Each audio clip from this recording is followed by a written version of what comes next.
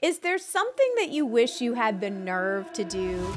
Welcome to You've Got Nerve, the podcast that teaches you how to conquer your fears, upgrade your mindset, and get the nerve to go after whatever you want. If you wish you had the guts to go all in on your goals, dreams, and desires, this show is for you. I am Master Certified Life Coach Susan Hyatt, and I'm so excited for you to join me on this journey.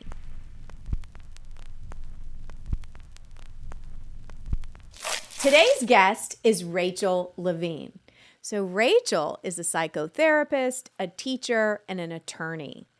And she wants to get up the nerve to do some fundraising for a foundation. And she also needs some coaching on visibility to promote her group program.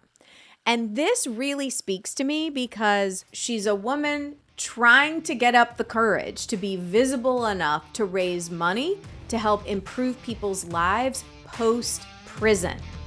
And she's also trying to get up the nerve to be visible on social media to promote some of her programs. So I hope you enjoy being a little fly on the wall in my coaching session with Rachel. Enjoy this episode. Welcome to the show, Rachel. Thanks, Susan. It's wonderful to be here. I'm so delighted to have you here because my mission is to help impact the world by helping more powerful women get the nerve to do what it is they really want to do. And so talk to us a little bit about what you're trying to get up the nerve to do right now. What I am trying to get up the nerve to do is start a fund or a foundation, primarily for this nonprofit that I helped start called Community Passageways. And this fund would be dedicated to helping those that are getting out of detention or jail or prison with these things called legal fee obligations, or LFOs as they're called, that can occur when they're in jail. Okay. And so, yeah. So tell me a little bit about that, like your dream for people coming out of prison or detention or incarceration, they would be assisted how? They would be able to get help with paying off these legal fee obligations. Well, tell me about what kind of legal fee obligations do people rack up while they're in prison? Yeah, kind of the short of it is that there's just different fees that get tacked on while they're locked up. And then they have, hundreds or thousands of dollars in this bill when they get out, and they're already trying to find a job, they're trying to find housing, and the deck is stacked as it is. And these are just a huge financial hardship. And even and they can even lead to a further arrest if they're not paid timely. So it just becomes this cycle that's very difficult to get out of. And if there's one thing that, we can do to help alleviate some of this, this crushing hardship, is let's help you pay these fees so you can then be able to support your family and put food on the table and find a place to live. This almost sounds outrageous to me. That now listen, I have read some and watched a little bit, some documentaries on basically the travesty that is our prison system. But one point I was not aware of was that while you are in prison, you can rack up fees that are then owed when you get out. When you get out of prison, you don't have a job. You don't have. And so is it, in your opinion, it sounds to me like it's just another way this whole system feeds itself, because if someone can't pay those fees, they come right back. Yes. Ugh. Yeah, exactly.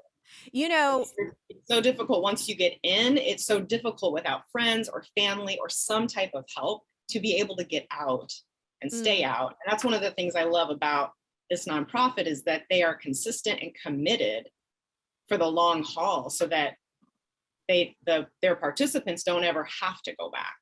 Right. And so this nonprofit raises money to help people coming out of prison pay their bills, get on their feet, and be able to have an actual fresh start. Yeah, there's so much that this nonprofit does, and they have even wraparound services as it's grown over the last couple of years. They help the families too. These kids are, graduating high school or getting their GED. They're getting business licenses and starting their own businesses. Like, it is so exciting to see when people believe in you, the way that kind of nurturance and community. I mean, one of the taglines we would say when we were first dreaming about this was community healing community.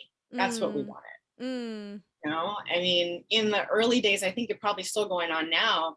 If the young person had just go before a judge, there would be a dozen to like 20 people from community passageways in the courtroom. So the judge would see that this youth has support, and defense attorneys and judges were loving community passageways because they knew they could say, okay, let's squash this warrant, or let's not give you any more jail time because you have got people in your corner that aren't going to let you fall. wow. That's so amazing. And it's making me think about I have a family friend who got a DUI.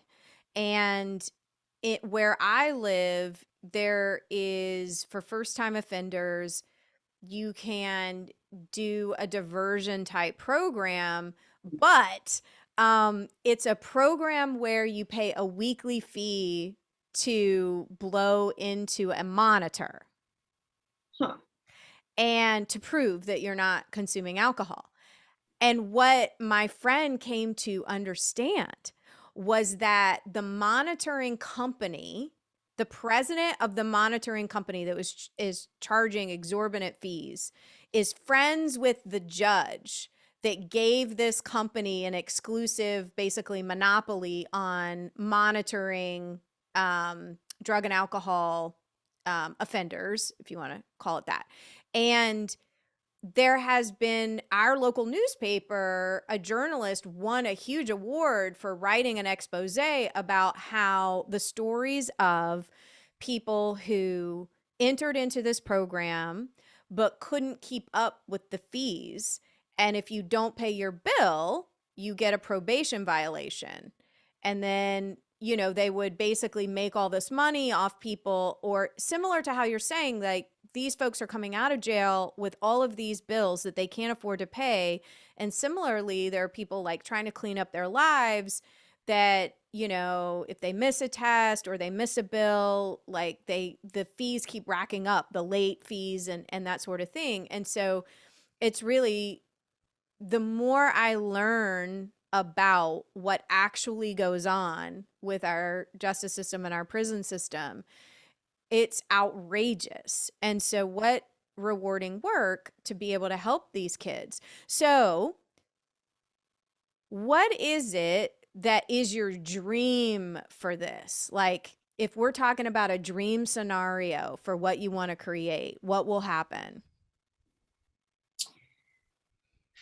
That's a great question. My dream scenario is that as many people as we can would be helped. And I guess sort of like what's happened in my life, because I mean, while I've never been incarcerated, there was a time when people showed up for me, Mm-hmm. and when I had no way of paying them back. Right. And so in some ways, we just keep doing unto others, just Mm-hmm. doing, so you receive it, you give it. Because if you don't feel like you've received it, if you don't have it, it's very hard to really give it Mm-hmm. in a real authentic, powerful way.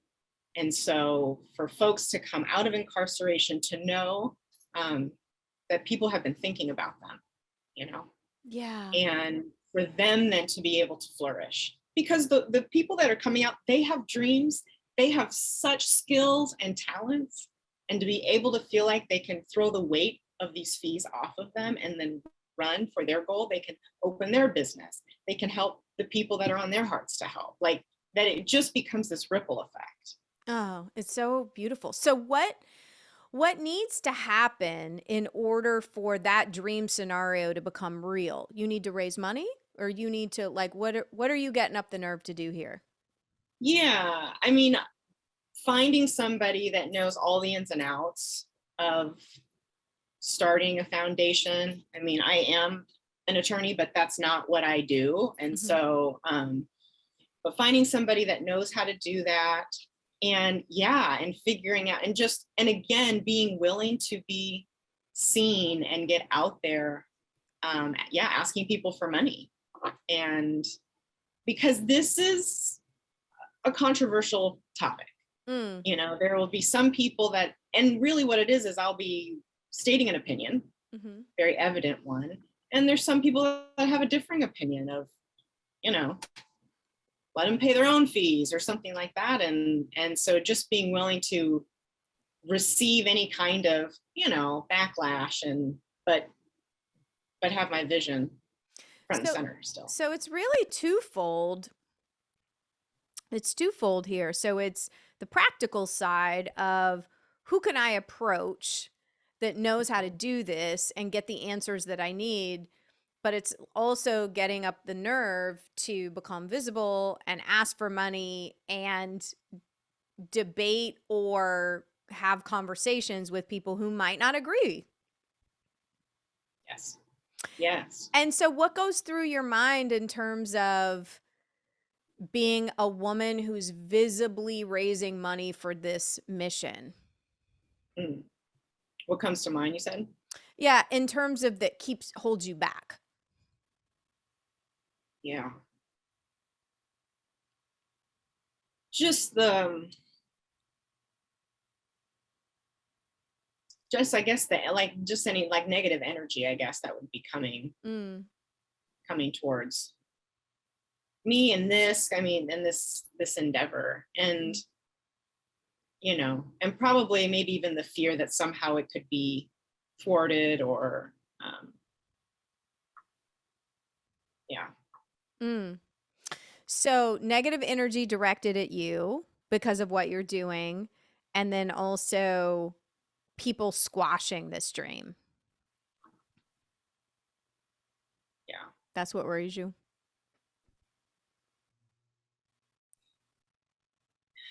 Yeah, those are the ones that come to mind. I guess that's very self-focused. Well, no, I'm giggling because what's interesting is that I think it's pretty common when we have a big goal, a big dream, that low quality thinking can seep in and say, like, well, what if it doesn't work out? Or yours is a little different in that people will squash it, intentionally squash it. And so I guess my next question is, how do we keep you from squashing it? Yeah. I mean, I need to tell on myself. Like, I need accountability, Mm-hmm. to tell people, the close people in my life, and Mm-hmm. start making a plan. And Mm-hmm. even if it's like a 2 or 3 year plan, because I'm still growing my own business, but keeping it at the forefront. Yeah, I mean, and I think what's interesting is with your own business, you were mentioning to me before we started the recording, that you've got a program that you want to launch, a group program, Hmm. and Yeah. in your mind it's a similar sort of visibility issue. Yes. Yeah, it is. It's, yeah. I am a dinosaur when it comes to the Facebook and the social media. The Facebook. I love calling it that. So do I. So do I. Um, but what has just started turning for me is finding this wonderful, encouraging community online and on social media. And I'm like, and once I finally got, like, oh, why would I even be on Instagram, or why would I even be on social media? Mhm. Ah, I get it. Now I'm like, okay, I'm in. Right. There are I don't nice have pockets. There are nice corners of the internet where people are helpful. exactly. Yeah. Yeah. So, I mean, group, this program in particular is for women who are tired of losing themselves in dating relationships Mm. and are ready to take decisive action to change this dating pattern and find the person of their dreams. Mm. And so when you think about becoming visible online on social media, for whether it's your program, which sounds delightful, or this foundation, what do you need to change in the way that you think about yourself in the spotlight? Hmm. It's a really good question. What do I need to change how I think about myself? Um, I forget if it was from you or somewhere else, but there's this idea of like I I need to become first. Mm. And I say that in the sense of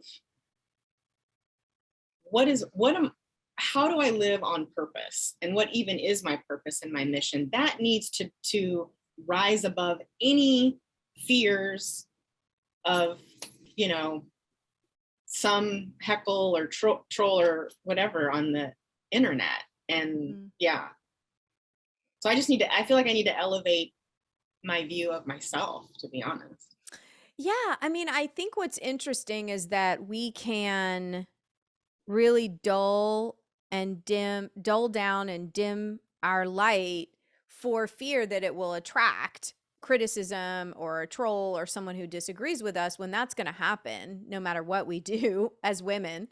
Um, but then secondly, it's helpful to actually focus on like focus on the mission, that the actual mission and the result and the impact that your work, whether it's for the foundation or for the women in your group program, is bigger than a troll's opinion of you.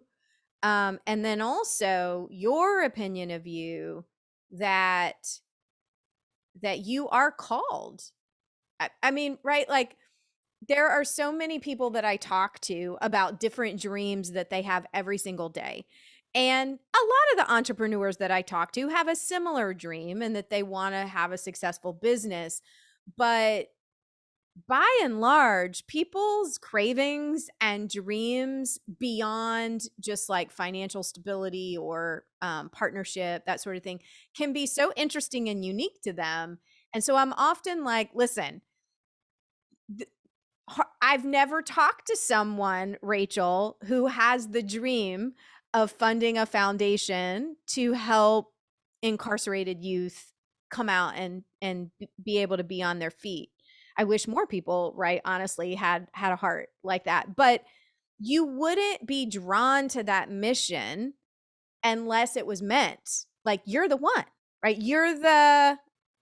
I mean, there are lots of people at the foundation doing it, right? But when we're talking about the world at large, um, you're the beacon, you're the lighthouse, you're the one. And so when you can sort of think and settle into, right, like, okay, this wouldn't even be tugging at my essential self unless it was supposed to be a thing. And if I'm just going to go ahead and accept the fact that this is a thing that I'm going to do, then let me stay ready. Okay? Let me get ready and stay ready for whatever's going to come at me. So I need to be ready in my mind and my heart and my spirit to champion this cause. And if people want to throw rocks online, they're just going to those rocks will build my foundation, because I am a woman who is going to create a legacy here. I mean, Mm. you're a legacy builder. Mm. Yeah. So Yeah. my next question is, are you open to the possibility that you're it? You are Mm. you, Rachel, attorney, coach for women, are the link from foundation to, you know, probably millions raised to help these folks. Yeah, you know, as you were talking, I was realizing, I mean, I've had this dream kind of tucked away for years, really. Mm, I think like whenever we first started dreaming about mm, the nonprofit. And so, yeah, it's sort of like, it's, yeah, I'm the one yeah. to do it. Yeah. Okay, give me a couple of reasons why you're the one to do it. Why you're Oh. perfectly equipped to be the one to do it on the Facebook and beyond.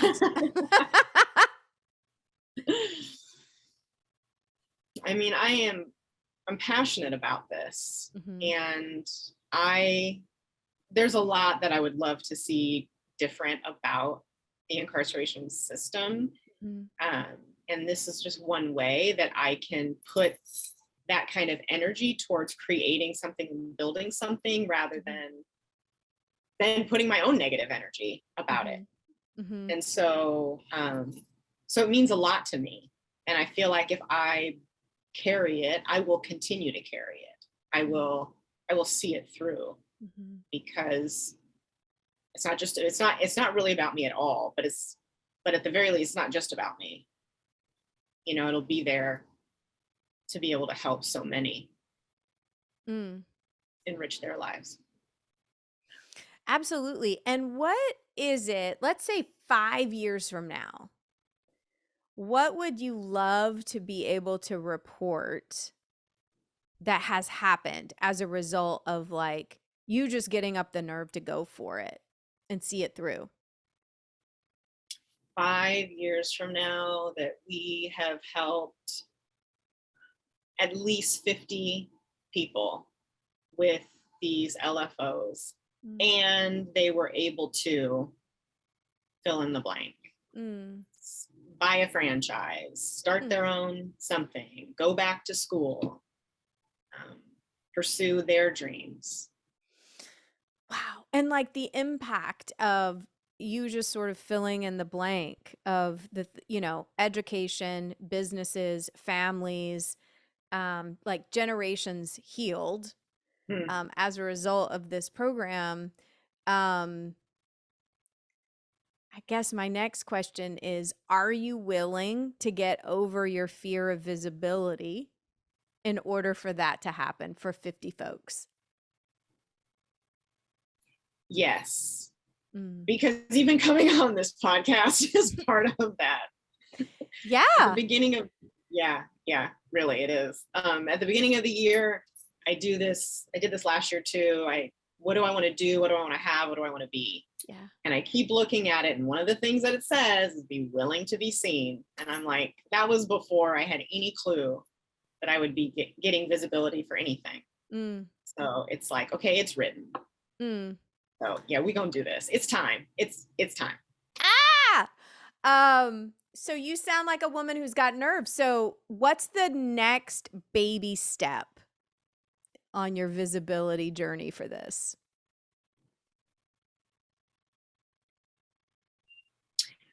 I think my next visibility step really is to start is to well as I mean I've created a couple of videos, but is to put them up on Instagram. Mhm. I have an email list, and so I've started doing my kind of weekly email newsletters Mhm. and putting some of myself in these kind of love letters, really, to my ladies. They're Mm. called Ladies Rising. That's for my program, but at the same time, just getting comfortable, or at least like jumping into the pool and just feeling what it feels like to gain in traction. Because right now, like, there's not very many people, right, um, that are aware of me online, but that will just grow. Of course. Of course. There's about to be a whole lot more aware of you online when this goes live. And okay, my challenge to you is to publish those videos, email your list, tag me in the comments so I can go love up on your video on Instagram. But will you report back what happens when you make these nervy, bold moves? I will. I'm so excited about it. I really want to help. I really want to help with this passion foundation project of yours. So Thank you please so much. put me on your list. I will, definitely. Mm. Yeah, I'll let you know. I'll let you know when I find the person that we start talking and figuring out how to put the paperwork together. I'll let you in on all the steps. Well, I have a couple of contacts that I will put you in contact with who have started foundations. So if you need to pick someone's brain, I've got the perfect person. Thank you. You're welcome. That'd be awesome. Thanks for coming on You've Got Nerve. Thanks, Susan. Really appreciate this. Thank you for listening or viewing today's episode of You've Got Nerve. I hope it's inspired you to get the courage and the confidence to go after everything that you want. If you enjoyed this episode, please rate and review it on Spotify, Apple Podcasts, or wherever you're listening or viewing. Your reviews mean the world to me, and when you review the podcast, we have the potential to reach more people who want to get up the nerve to create what they crave and become unstoppable.